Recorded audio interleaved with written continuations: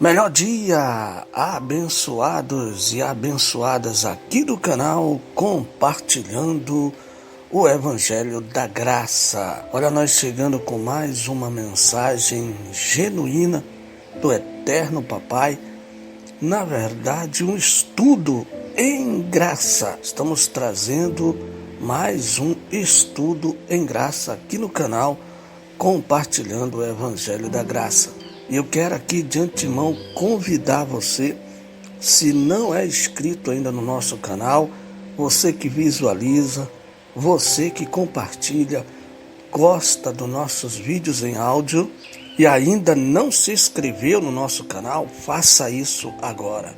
Não perca tempo, não perca essa oportunidade de fazer parte dos inscritos aqui do nosso canal, pois é de graça, meu querido. Você não paga nada, totalmente de graça, para que você possa ter esse conhecimento também junto comigo, aprendendo junto conosco, com esta família em graça aqui, para a gente crescer junto na graça e no conhecimento. Então a oportunidade é essa, batendo na sua porta. Faça isso agora, se inscreva nesse canal, se inscreva aqui junto conosco, para nós aprendermos junto. E você que já faz parte da família do canal, compartilhando o Evangelho da Graça, deixe o seu like e ative o sininho para que possa chegar as notificações dos nossos vídeos até você. Por isso, vamos à mensagem de hoje, vamos ao nosso estudo, vamos crescer na graça e no conhecimento. Está feito o convite, assista esse vídeo em áudio até o final.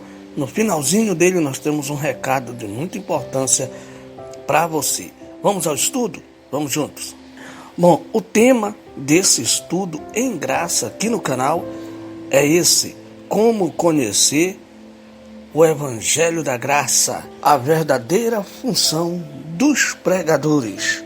A verdadeira função dos pregadores está na carta aos 1 Coríntios, que nós estamos tendo esse estudo sobre a primeira carta aos Coríntios, que foi escrita por um tempo, escrita por uma época do apóstolo Paulo no século I, no ano 55 a 59, e como todos sabem, nós sempre começamos a ter o estudo aqui sobre a carta aos Romanos, a epístola aos Romanos, que tem uns vídeos aqui no canal para que você possa assistir. Nós já lemos toda a epístola aos Romanos, que foi os nossos estudos aí sobre a epístola de Romanos estão todos aqui no nosso canal. E agora estamos estudando juntos em graça sobre a epístola aos Coríntios, uma carta que foi escrita à igreja de Coríntios para um tempo, para uma época. Então estamos crescendo junto na graça e no conhecimento. Vamos juntos? Aqui na carta aos 1 Coríntios, capítulo 3, e o versículo 5, nós vamos ler até o versículo 21. Vamos ler até o versículo 21. Então vamos juntos. Quem é, portanto, Apolo? Olha só, uma pergunta, né? Quem é, portanto, Apolo? Quem é Paulo? Servidores pelo quais fostes levados à fé. Cada um deles agiu segundo os dons que o Senhor lhe concedeu. Eu plantei, Apolo regou, mas é Deus quem fazia crescer. Assim, pois, aquele que planta nada é, aquele que rega nada é, mas importa somente Deus, que dá o crescimento.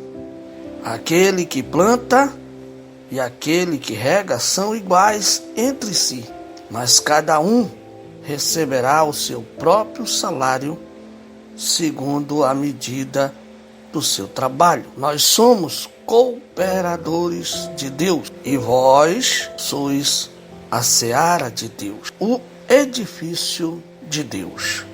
Veja, irmão, meus queridos aqui do canal, o apóstolo Paulo, quando ele diz quem é, portanto, Apolo, quem é, portanto, Paulo, servidores quais fostes levados à fé, a cada um deles agiu segundo os dons que o Senhor lhe concedeu.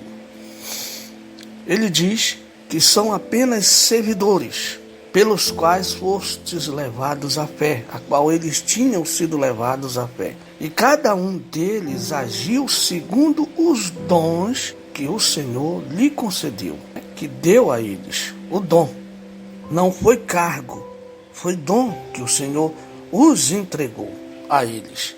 Então ele diz, eu plantei e Apolo regou. Ou seja, quem começou, quem plantou, quem começou, o arquiteto, Paulo. Ele está dizendo, eu plantei, Apolo regou. Mas é Deus quem fazia crescer. Ou seja, Deus é que fazia crescer. Deus é que dava o crescimento.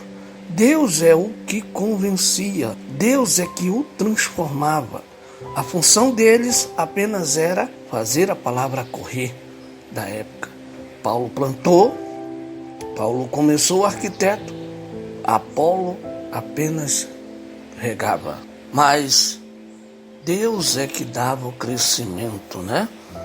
Aquele que planta, aquele que rega, são iguais entre si. Não há diferença. Um melhor do que o outro. Não há. São iguais, todos iguais entre si. Não tem diferença nenhuma. Não tem um melhor do que o outro, não tem um por cima do outro. Todos são iguais. Mas cada um receberá o seu próprio salário, segundo a medida do seu trabalho. Nós somos cooperadores de Deus. E vós sois a seara. Ou seja, eles só eram cooperadores. E vós, eles lá, a seara de Deus. O edifício de Deus, ou seja, templos vivos, pedras vivas.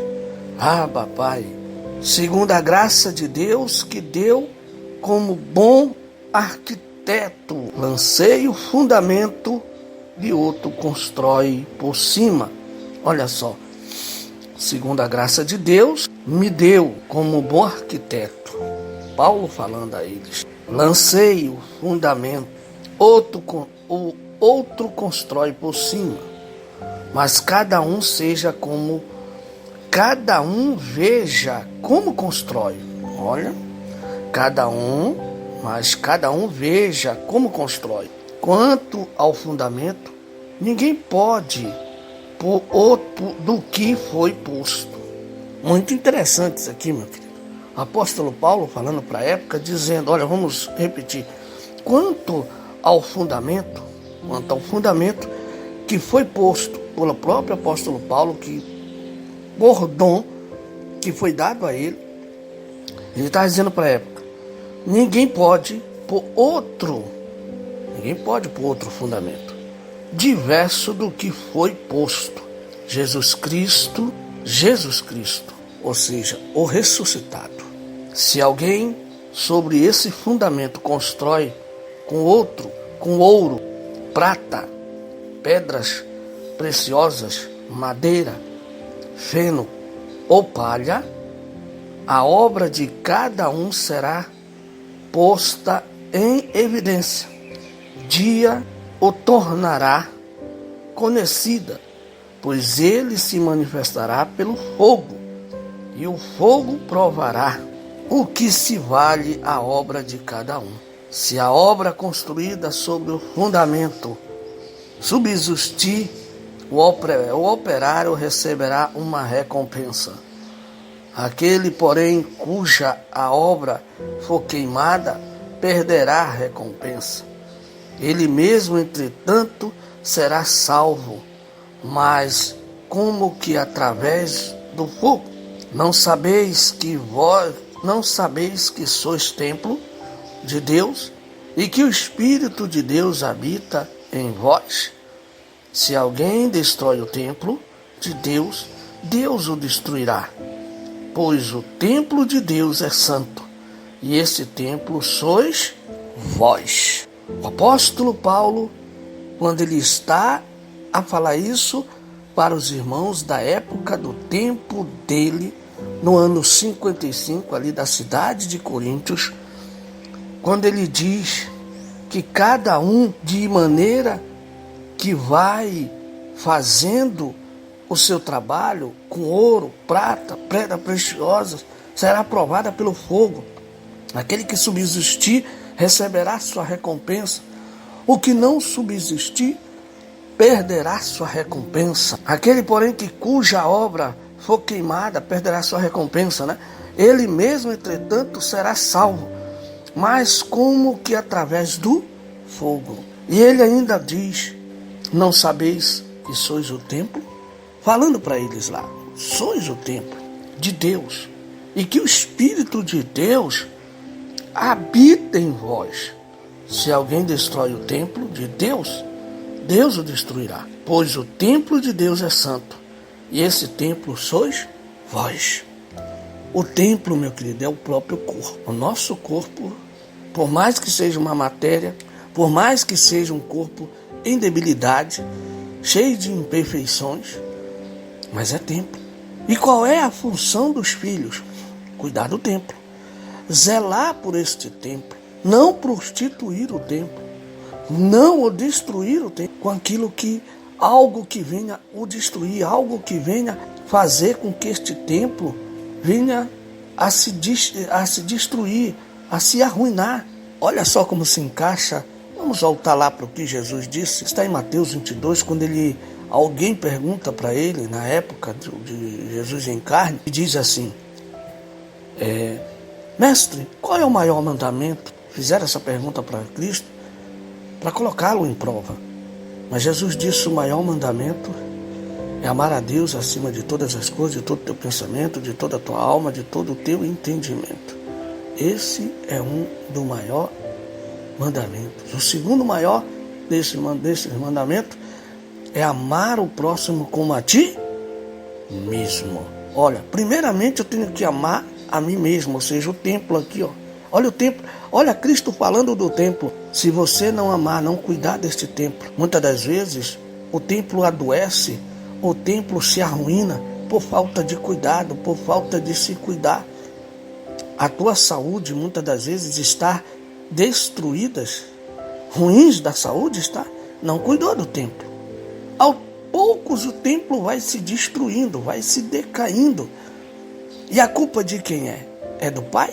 Não, é sua, é minha, porque nós não estamos a cuidar deste templo. O templo está aí barrigudo, né? Obeso, mas não cuidou do templo, não está a cuidar do templo. Muitos se preocupam só em botar vestes no templo, vestes luxuosas, vestes bonitas, né? Porque que é para aparecer o templo por fora, bonito, né? Mas o templo dentro como está? Sepulcro caiado? É isso que está o templo? Meu querido, vamos verdadeiramente cuidar do templo por fora e por dentro do templo. Então, é isso que o apóstolo Paulo estava a falar. E agora, para fechar, meu querido, ele ainda diz: ninguém se iluda. Se alguém dentre vós julga-se sábio aos olhos deste mundo, torne-se louco para ser, pois a sabedoria deste mundo é loucura diante de Deus. E com efeito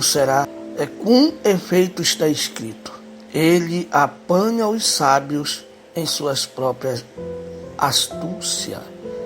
E ainda, o Senhor conhece os raciocínios dos sábios.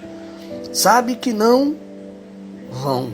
Por seguinte, ninguém procure aos homens motivo de orgulho, pois tudo pertence a vós.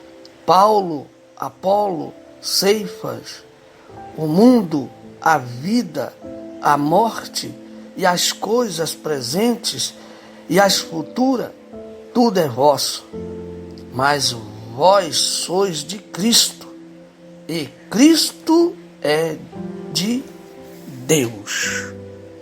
Aqui nós terminamos esse estudo com essa conclusão que Paulo deixou para um tempo e para uma época. Ninguém se iluda. Se alguém dentre vós julga ser sábio aos olhos deste mundo, torne-se louco para ser sábio, pois a sabedoria deste mundo é loucura diante de Deus, com efeito está escrito, né? A sabedoria deste mundo, meu querido, a qual estamos a viver tão corrompido, é loucura diante de Deus. Ele apanha os sábios com sua própria astúcia. Ele apanha os sábios. O Senhor conhece os raciocínios, o pensamento dos sábios, que se acham tão sábios, tão inteligentes com as sabedorias humanas da terra, que Ele conhece o seu pensamento. Ele sonda eles. E por seguinte, ninguém procure aos homens motivo de orgulho, pois tudo pertence a vós, pertence a eles. Paulo, Apolo, Cefas, o mundo, a vida, a morte, as coisas presentes e as futuras, tudo é vosso. Mas vós sois de Cristo, eles eram de Cristo, e Cristo é de Deus. Nós pertencemos a Cristo ressuscitado. Por isso, o cuidado do templo. Muitos não se atentam para isso porque estão com suas mentes obscurecidas, mas o templo pertence a Cristo. O que está dentro do templo, que é o Espírito do Pai unido ao teu, unido ao nosso, pertence a um só. Chegará um tempo que esse Espírito se desconectará deste templo e voltará à casa do Pai, aonde não haverá mais tempo, contação de tempo, voltará à origem de onde veio.